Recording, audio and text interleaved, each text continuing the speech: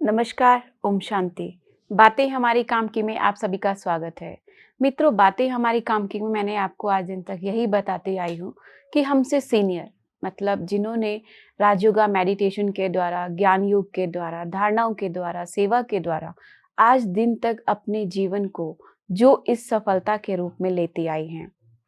हमारे इस कार्यक्रम में बहुत सारी ऐसी महान जो रथी हैं, उनके जीवन के बारे में हम जानते हैं और अपने जीवन को भी उनके साथ लेकर चलते हैं।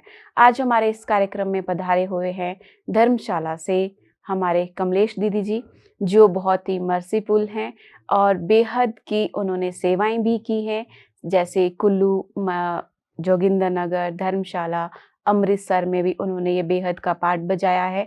साथ ही साथ उनकी एक ख़ासियत ये हम आपको बताने जा रहे हैं कि उन्होंने मन मना भव का एक मंत्र अपने मन में धारण करके रखा है।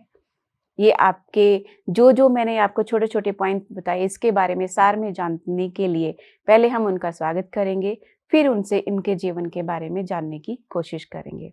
आइए स्वागत करते हैं हमारी कमलेश दीदी जी का। दीदी जी, बातें हमारी काम के में आपका बहुत-बहुत स्वागत है। ओम शांति। ओम शांति दीदी। दीदी, जैसे कि आपके बारे में हमने जाना कि 1969 में आपको ज्ञान मिला। 1972 से आप अभी तक समर्पित रूप से सेवाएं दे रहे हैं। तो आपने ये जीवन ही क्यों चुना? क्योंकि होता है कि जैसे सोचते हैं कि नहीं अभी बहुत समय पड़ा है भगवान को याद करने का, मंदिरों में जाने का, तो आपने उस बाल्यकाल में ही एक ज्ञान प्राप्त कर लिया और अभी तक उस अथक रूप से आप सेवाएं दे रहे। तो आपके मन में इसके बारे में क्या जिज्ञासा उठी? ऐसा हुआ क्योंकि बचपन से ही परिवार ही ऐसा जिसमें भक्ति भावना बहुत थी। जी, तो हम भी बचपन से ही बहुत भक्ति भावना करते थे। जी, क्योंकि हमारे कुल में लड़की नहीं कोई होती थी, 4 कुल में कोई कन्या नहीं हुई थी। तो जी, हमारे माता जी ने सुखना जैसे कहते हैं कर के ना लिया और मेरे को कुछ नहीं कहते थे। चाहे मैं देवी की भक्ति करूँ, चाहे मैं कृष्ण की करूँ, चाहे मैं शिव के मंदिर में जाऊँ, जी, मतलब मेरा मन जहाँ करता था मैं जाती थी। क्यों? मैं समझती थी कि दुनिया कहते हैं हमने भगवान को पा लिया है, तो मैंने तो अभी पाया नहीं है, तो भगवान कैसे मिलेगा? कैसे मिलेगा? मंदिरों में मिलेगा या कथा कीर्तन करने से मिलेगा। फिर सुना कि गीता पढ़ने से भी बहुत अच्छा मिलता है, तो जी, मैंने गीता पढ़नी शुरू की। जब स्कूल जाती थी पहले गीता का पाठ एक पढ़ के फिर स्कूल जाती, चाहे स्कूल लेट हो जाए। क्योंकि टीचर भी मुझे कुछ नहीं कहते थे, पढ़ने में होशियार थी, मॉनिटर थी। जी, इसलिए वो भी खुशी-खुशी जब मैं जाना कह बस इतना कहना कि आप लेट हो गए हो, मैं कहना थोड़ा मंदिर में गई थी, लेट हो गई। उन्होंने कुछ नहीं बोलना। जी, ऐसे भक्ति पाठ पूजा करते ही करते मुझे दुनिया की तरफ कोई आकर्षण शौक नहीं। नहीं था, आकर्षित नहीं थी कि मैं घूमूँ-फिरूँ और या मैं अच्छा पहनूँ, अच्छा खाऊँ। नहीं, मुझे कोई तमन्ना नहीं थी। कोई चीज़ खाने को बढ़िया से बढ़िया भी मिलती थी ना, माता जी को मैं कहती थी रख दो मैं बाद में खा लूँगी, हुँ, भले बाद में दूसरा कोई खा जाए। हुँ, हुँ, तो हुँ। वो कहते थे, "ये कैसी लड़की है, बात पाठ पूजा में और पढ़ाई में ही लगी रहती है।" 2 ही काम होते थे, एक जी, पढ़ना और और दूसरा पाठ पूजा, दूसरा एक पढ़ना, दूसरा ये भक्ति पाठ पूजा भक्ति पाठ करनी। पूजा करना। फिर व्रत बहुत रखे। तो पिता ही कहते थे, "देखो एक ही एक लड़की है और ये भी भूखी रहती है।" मैं कहती थी, "मैं भूखी नहीं रहती हूँ।" और इतनी भावना थी भगवान के प्रति, शिव के प्रति, ज़्यादा मैं शिव को मानती थी और दूसरे नंबर पे कृष्ण को मानती थी। जी, फिर उसके बाद धीरे-धीरे मैं देवियों को मानने लग पड़ी, जी, क्योंकि हमारा परिवार हर साल वैष्णो देवी मंदिर जाता था। जी, तो फिर उसकी भी भावना बढ़ गई और पास ही हमारे थोड़ी की दूर आधा किलोमीटर ही ये हमारे गुरुद्वारा था जी, और वहाँ पर भी जाने लग पड़ी। पे जी, कहीं न कहीं कुछ न कुछ मिले। जी, जी, लेकिन करते-करते, पढ़ाई भी पढ़ते-पढ़ते अब ऐसा टाइम आ गया हमारे भाई जो थे, उनकी ट्रांसफ़र हो गई हुँ, और माता जी ने मेरे को कभी कोई मित्र संबंधियों के पास भी नहीं भेजती थी कि मैं इतने लाड प्यार से रखी है, पता नहीं मेरे बहन-भाई आगे रखें या ना रखें तो मैं कहीं नहीं भेजना। वो कहते थे छुट्टियों में भेजो, कहते थे नहीं मैं नहीं भेजूँगी। हुँ, भाई जी की ट्रांसफ़र हो गई अच्छा, पठानकोट बैंक में, जी, तो बैंक मैनेजर थे। जैसे ही वो वहाँ ट्रांसफ़र हुई तो मेरे को कहते कि आप जाओगे?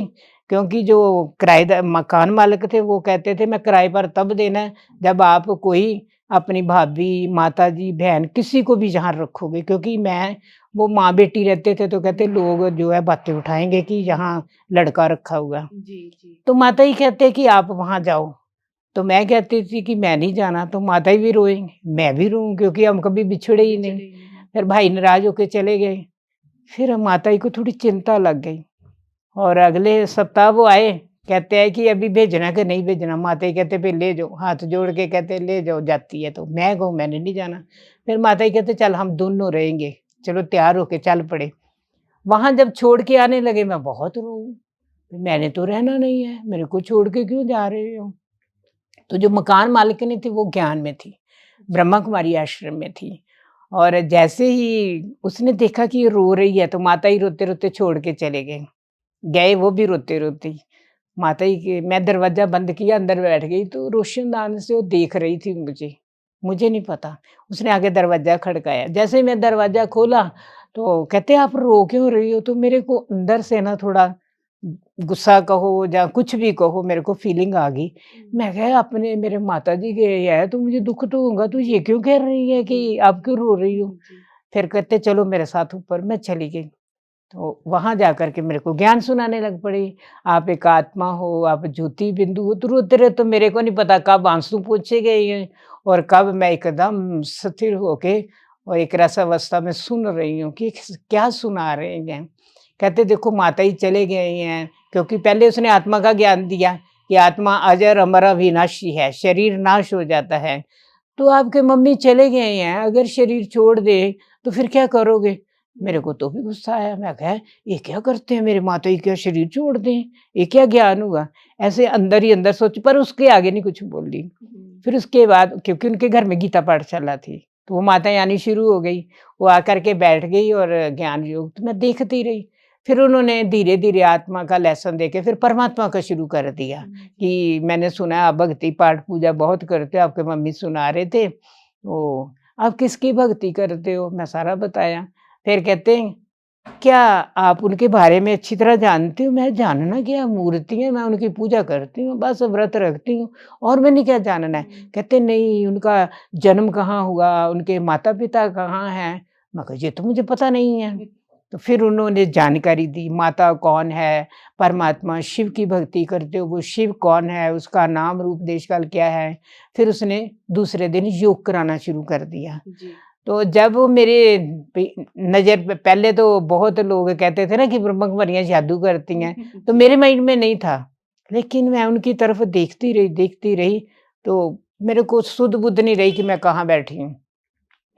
और जैसे ही मैं अलोप हो गई, उनको पता चल गया होगा, बाकी तो सारे जो गीता पाठशाला में आए थे वो ज्ञान योग करके मुरली तो पहले सुन ली थी, योग लास्ट में करते थे, वो उठ के चले गए।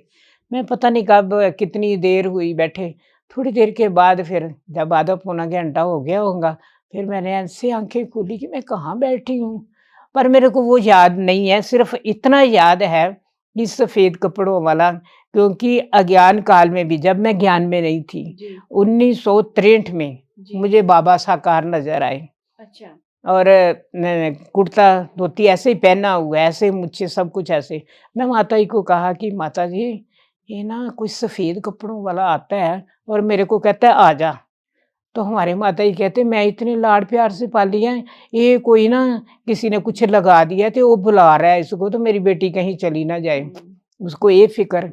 तो मैं सोचूँ कि वो कौन होगा सफ़ेद वस्त्र वाला, फिर वो छोड़ दिया। 8 दिन के बाद फिर 1964 में मुझे मम्मा दिखाई दी अच्छा। और सफ़ेद वैसे ही कपड़े और बाल खुले हैं और वो भी मेरे को कह रही है कि आ जाओ मेरे पास, आ जाओ, ऐसे-ऐसे बुला रही। मैंने फिर माता जी को, क्योंकि मैं माता जी को हर एक बात सुनाती थी, चाहे स्कूल की हो, चाहे घर की हो, चाहे फ्रेंड की हो। तो वो कहते थे कि साफ दिल से सब कुछ बताती है, लेकिन मुझे दहशत है। तो पिता जी को कहती है, ये लड़की ठीक-ठाक रहे, नहीं तो किसी को दिखाओ, इसको कुछ हो तो नहीं गया। तो मैंने दिखाया, मैंने कहा कि पहले अच्छी तरह बात सुनो, सफ़ेद कपड़ों वाली बीच में थी और आस-पास देवियाँ थी। दुर्गा, वैष्णो, अम्बा, अच्छा। किसी ने त्रिशूल पकड़ा हुआ है, किसी ने गदा पकड़ा हुआ है, किसी ने गुलाब का फूल ऐसे करके पकड़ा हुआ है, मैं सारा देख बताया। माता जी को ये अंदर हौसला हो गया कि नहीं, कोई ले जाने वाली नहीं है चीज़, ये तो इनको देवियों के दर्शन हुए, हम देवियों की भक्ति करते हैं। और फिर वो इसको ये भी खुशी थी क्योंकि बचपन में ना ये देवियों खेलते थे ना तो राधा कृष्ण बनाते थे, वो कृष्ण मुझे ही बनाते थे। और छोटी थी मैं, तो मोटी भी थी अच्छी। और कई बारी मैंने रोना कि मैंने नहीं बनना, क्योंकि वहाँ बैठे रहना पड़ता था 4-4 घंटे। मैं कहती थी मैं नहीं इतनी देर बैठ सकती, नहीं, नहीं, उन्होंने लाड प्यार करना। और बड़ी-बड़ी थी वो बहनें, क्योंकि नराते खेलते हैं ना तो 7 दिन का होता है प्रोग्राम। वो फिर देवियों को सुलाना, देवियों को उठाना, फिर मेरे को साथ पहले लेके जाते थे। उठाना तो भी, सुलाना तो भी, फिर लास्ट अष्टमी के दिन कृष्ण बनाते थे। और कृष्ण बना के फिर जो भी किसी के मन में आता था वो गले में हार डालते थे। नारियल, छुआरे ये सारे होते थे 2-2 लाइनों के। वो उसमें फिर साथ में उन्होंने बंसरी दे देना, कौन इतनी देर बंसरी लेके खड़ा रहे। और एक बार मेरे से वो जो गुब्बारे 3 लगाए होते थे पीछे, ऐसे मैंने किया तो फट गया। तो एक माता कहती है कि आप बड़ी शरारत करते हो। मैं कहा मैंने शरारत नहीं की, वो आपे फट गया, आपे फट गया। तो मैंने कहा मैंने नहीं बनना फिर। मेरे को अंदर आ गया, तो मैं इतनी देर बैठी हूँ तो अभी मेरे को कहते आपने फाड़ दिया, मैंने नहीं फाड़ा। तो इसका मतलब कि मेरे अंदर ये भावना थी कि परमात्मा को मिलने की। तो मैं कहूँ कृष्ण भी मनाते हैं, सब जगह जाती हूँ, मिलता तो है नहीं। तो वो माता जी ने जब मेरे को ज्ञान सुनाया, मेरे अंदर ये उत्कंठा पैदा हुई कि मैं और सुनूँ। क्यों? इससे मुझे कुछ शांति मिल रही है, कुछ शक्ति मिल रही है। और मेरे को पता नहीं क्या होता जा रहा है, जैसे नहीं शरीर सुन-सुन होता जा रहा है। तो अंदर ये भी संकल्प आया कि कहीं मेरे को कुछ हो तो नहीं रहा है, माता मेरे को क्या सुना रही है, कुछ हो तो नहीं रहा। मैं हूँ भी अकेली, मेरे घर वाले भी नहीं है इधर, अंदर संकल्प आए।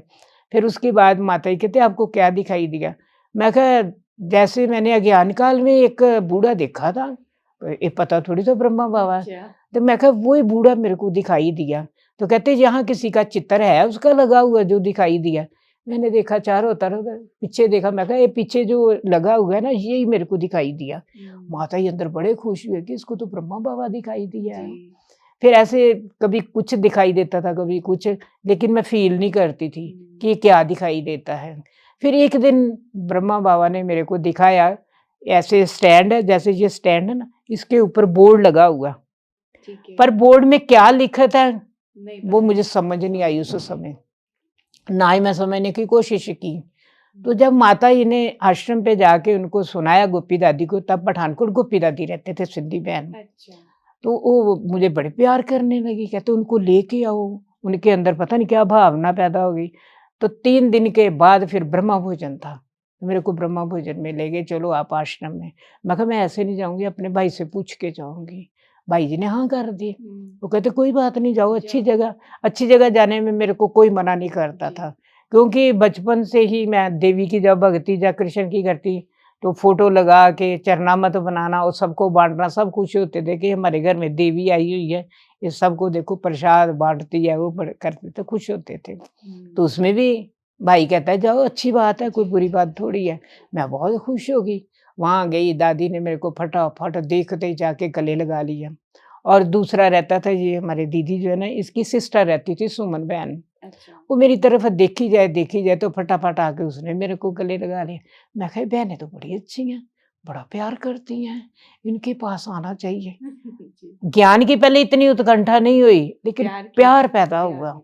फिर मैं ना जाना शुरू कर दिया। कहते तू माता जी के घर में नहीं क्लास करनी, तूने इधर करनी। ऐसे धीरे-धीरे पक्के हो गए, 1 साल पढ़े, मज़े से रहे। और भाई एक दिन उसने जाना था माउंट आबू। जब माउंट आबू जाने की उनकी तैयारी हुई, ऐसे ही मैंने कह दिया माता जी मैंने भी जाना है। कहते पहले अपने भाई से पूछा, मैं भाई से पूछा तो भाई कहते हाँ, चली जा, कोई बात नहीं है। वो पीछे भाई आए, हम तो चले गए खुशी-खुशी। पीछे भाई बड़े आए, तो गुड्डी कहाँ है? कहते वो ना माता जी है ना, वो अपने गाँव गए हैं। उन्होंने झूठ बोल दिया ना। वो गाँव गए हैं और अपनी बेटी को भी लेके गए, कहती मैं अकेली रहूँगी तो मैंने भी जाना है। वहाँ गए हैं 4 दिन। कहते अच्छा, 4 दिन के बाद फिर आ गए, कहते अभी तक आई नहीं। कहते पता नहीं उनको छुट्टियाँ पड़ी होंगी ना उनकी बड़ी बेटी को, तो 8-10 दिन लगा के आएँगे।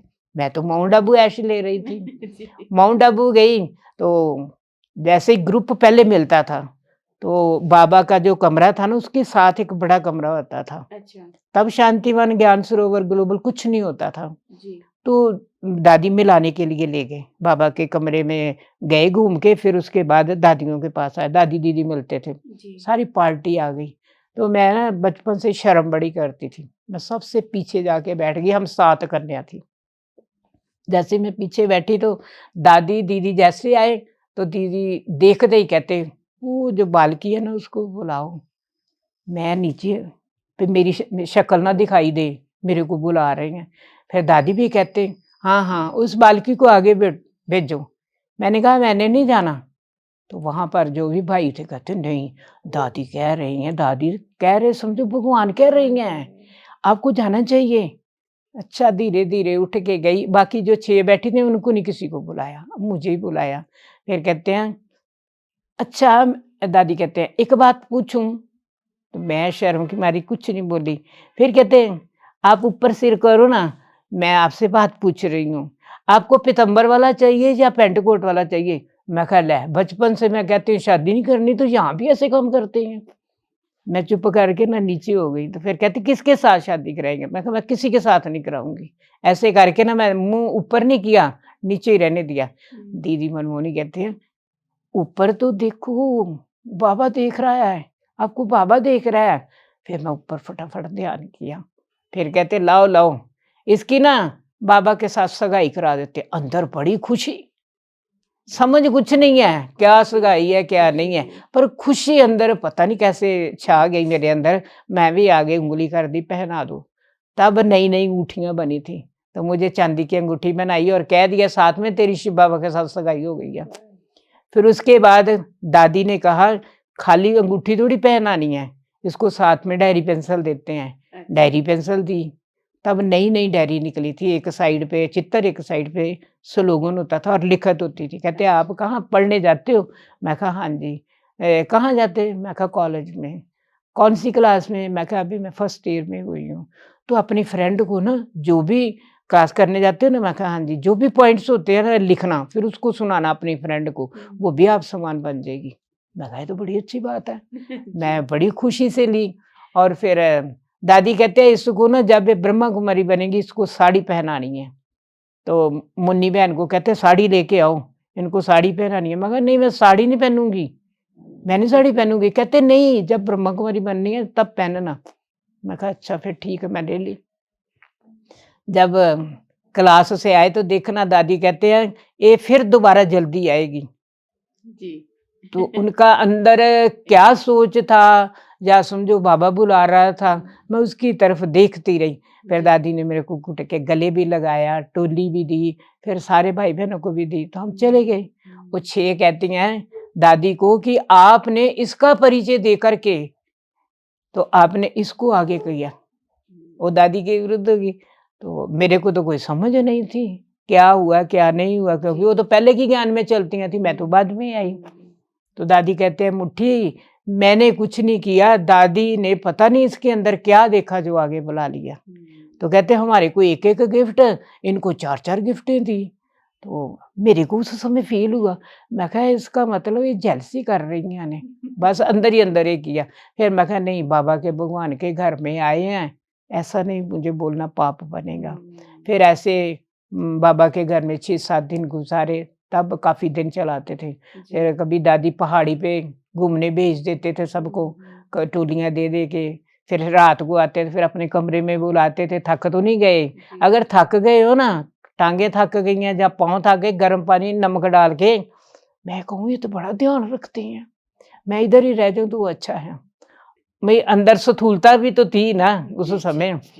फिर मैं कहा जीवन बनाना है तो ऐसा बनाना है। अब मैंने नौकरी भी नहीं करनी, क्योंकि मैं बचपन से ही कहती थी मैं शादी नहीं करनी है। हमारे माता जी कहते हैं शुरू से ही कहती है शादी नहीं करनी। कोई हमारे घर में आया तब मैं ढाई 3 साल की होंगी, तो मुझे समझ भी नहीं है। तो किसी ने कहा शादी करनी, माता ही सुनाते थे। तो हमारे भैया जी कहते हैं कि अभी इनकी ना शादी जब करेंगे ना अच्छे धूम-धाम से, मैं दीवार से टक्करें लगाऊँ, मैं बा नहीं कराना, मैं नहीं कराना। वो कहते हैं नहीं करते हम, चुप रहो। तो वो मेरे अंदर स्मृति थी कि मैंने शादी तो करनी नहीं है। माता जी भी कहते थे शादी तो करेगी नहीं, तो पढ़ लिख के अपे कुछ बन जाएगी।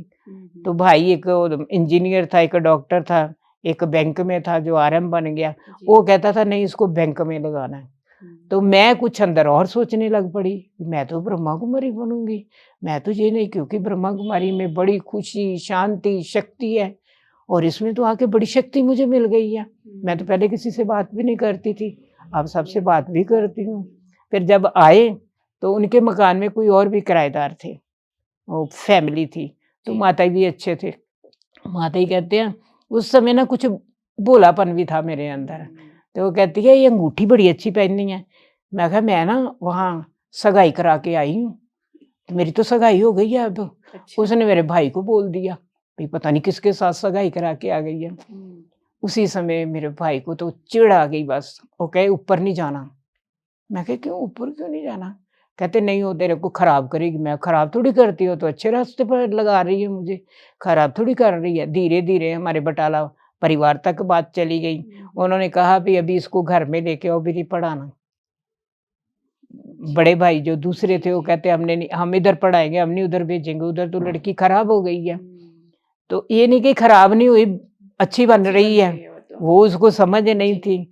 फिर भाई की शादी हो गई, फिर वो कहे जा, तो मेरे को वहां 15-16 रह रहे हैं, वो मेरे आगे विघन है, इधर तो एक का ही विघन है। वो कहते थे बैंक से आना उसने, आज उनको पता था झूठ नहीं बोलेगी।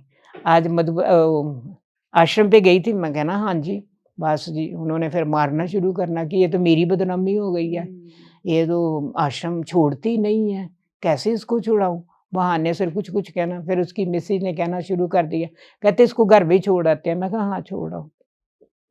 मेरे को छोड़ने चले गए, तो मैं खाती नहीं थी किसी के भी हाथ का। माता ही कहते हैं मैंने ही आपको पैदा किया, मेरे हाथ का ही नहीं खाते हैं। पर ये समझ नहीं थी कि विकारों के कारण नहीं खाते। मैं कहती थी आप ज्ञान में चलो ना, तो मैं आपके हाथ का खाऊंगी, किसी के हाथ का ना, पानी तक भी नहीं पीना। तो माता जी को अंदर प्यार तो था ना, मोह ममता तो थी ही ना।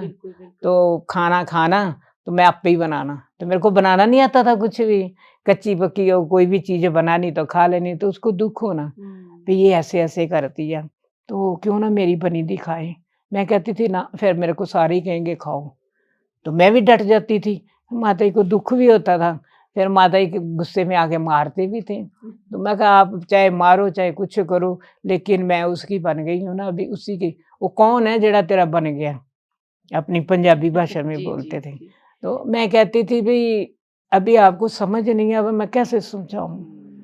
तो कहते थे तू खाती क्यों नहीं किसी के हाथ? मैं ज्ञान चलो, ज्ञान में चलेंगे। वो प्रदर्शनी तब नई-नई निकली थी, वो ले गए सारे अपने मोहल्ले में सबको सुनाती फिरूँ, अपनी भाभियों को सुनाऊँ, अपनी माता जी को सुनाऊँ, फिर कोई तो इसको अच्छा समझे, तो मेरी साइड ले। कोई नहीं लेता था। हर तीसरे दिन कुछ ना कुछ कर ही देते थे। फिर उनको आया कि ये अभी कॉलेज में पढ़ रही है, इसका साल वेस्ट जाएगा। फिर छोड़ने चले गए भाई, बड़े भाई। कहते अभी इस साल तो पढ़ाई कर, नहीं तो इसका वेस्ट चला जाना। जब मैं उधर गई कॉलेज में, तो वो मैडम कहती है, "क्या आप ब्रह्मा कुमारियों में जाते हो?" तो मैं कहा, "हर्जा भी क्या है?" कहते, "वहाँ सुरमा डालती हैं ना।" मैं कहा, "अच्छा सुरमा डालती हूँ, कैसा डालती हैं? अभी तक तो मेरे डाला नहीं है।" तो कहते हो ना सुबह-सुबह डालती हैं। मैं 8 बजे जाना शुरू कर दिया क्लास में, फिर मैं देखूँ तो सही, सचमुच सुरमा डालेंगे तो मैं हट जाऊँगी। फिर 8 बजे डाला नहीं, क्लास-क्लूस की, सारे उठ के चले गए, मैं भी उठ के आ गई। फिर कहते हैं 10 बजे डालते हैं। मैं कहा अच्छा 10 बजे, मैं छुट्टी करके 10 बजे गई। वो तो और ही दादी ने कहा कि जो दोपहर को माताएँ आती हैं, उनको मुरली सुना। मैं मुरली सुनानी शुरू कर दी। लेकिन वो माताएँ उठ के जाती थी, पीछे मैं भी चल पड़ती थी। फिर वो कहते शाम को डालते होंगे, मैं कहा आप टाइम ही चेंज करते जा रहे हो। फिर शाम को रुक गई, तब भी कोई सुरमा नहीं डाला। फिर उनके घर में गई, मैंने कहा आप ना झूठ बोलते हो मैडम, सुरमेसर में कुछ नहीं डालते हो, सिर्फ ज्ञान सुनाती हैं। हाँ, तो आवाज़ लगानी, आवाज़ क्या लगानी, मेरे को हमेशा कमलेशनी कहते थे। कमल इधर आ, मेरे हाथ में उन्होंने टोली दे देनी। तो मैं कहती थी कि दादी टोली देते हैं, तो प्यार है तो टोली देते ही हैं ना। अगर हम मधुबन गए, तो दादी प्रकाशमणि का बड़ा प्यार मिला, मनमोनी दीदी का बड़ा प्यार मिला। क्यों? वो बार-बार बुलाते थे अपने पास, कभी उन्होंने कुछ ना कुछ टोली देनी, कभी फ्रूट देना। तो मैं समझती थी ऐसे तो रिश्तेदार कोई करता नहीं है। रिश्तेदार के पास जाओ, ठीक है, बैठे सारे खा पी रहे हैं, उसके बाद तू कौन तो मैं कौन। लेकिन बाबा के घर में तो बड़ी पूछताछ होती है, बाबा के घर में तो बड़ा प्यार मिलता है।